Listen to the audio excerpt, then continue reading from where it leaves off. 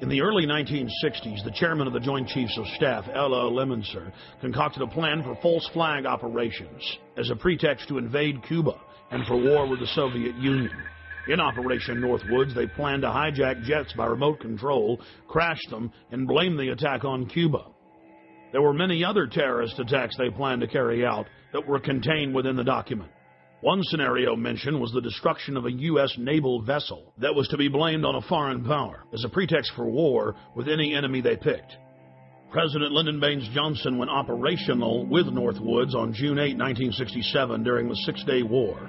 During the Six-Day War between Israel and the Arab nations, the USS Liberty was sent by Johnson to collect electronic intelligence in the eastern Mediterranean. The clearly marked U.S. intelligence ship was 14 miles off the coast of Israel in international waters. A short time after the air attack had been completed, the 3 torpedo boats approached us from our starboard quarter at high speed and in an apparent torpedo launch attitude.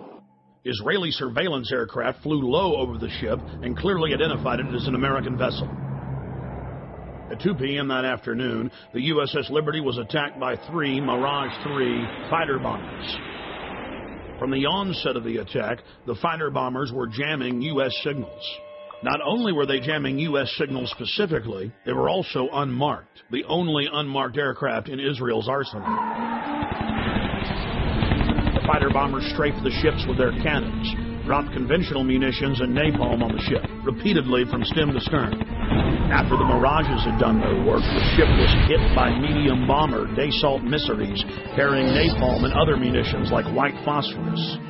The USS Liberty was then attacked by 3 Israeli torpedo boats bearing Israeli flags.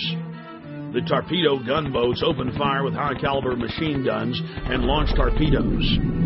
A single torpedo struck the ship, blowing a hole in both sides, entering the ship and leaving a 30-foot exit hole when it exploded.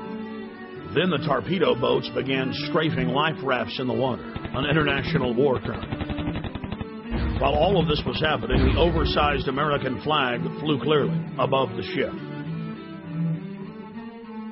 The attack on the Liberty went on for hour after hour after hour. During the entire attack, the USS Liberty continually called the Sixth Fleet that was nearby, begging for air support or rescue. 2 aircraft carriers in the Med responded by launching fighter aircraft. Unbelievably, they were recalled by the White House.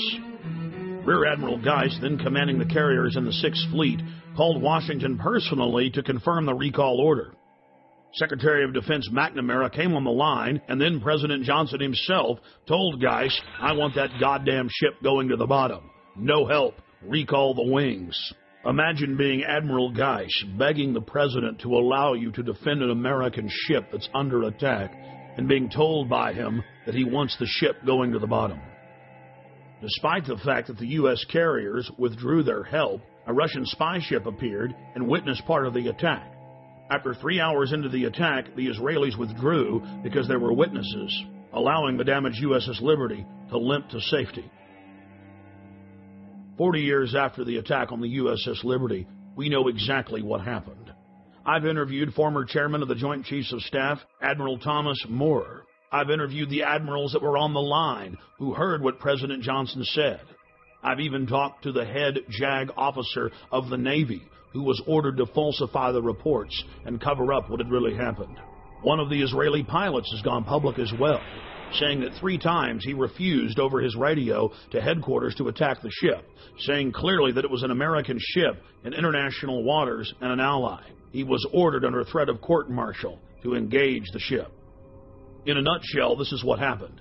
President Johnson had personal control over the ship, parked it in the Mediterranean, made a backroom deal with Israel to attack it with an order to kill all aboard. Then the attack on the ship was to be blamed on Egypt. The U.S. would enter the war and take over the entire Middle East. In the aftermath of the attack on the most highly decorated ship in U.S. history, the captain and his entire crew were told they would spend life in prison or be killed if they told anyone what happened. Captain William L. McGonigal was given the Congressional Medal of Honor in secret and told not to tell anyone that he had won the award.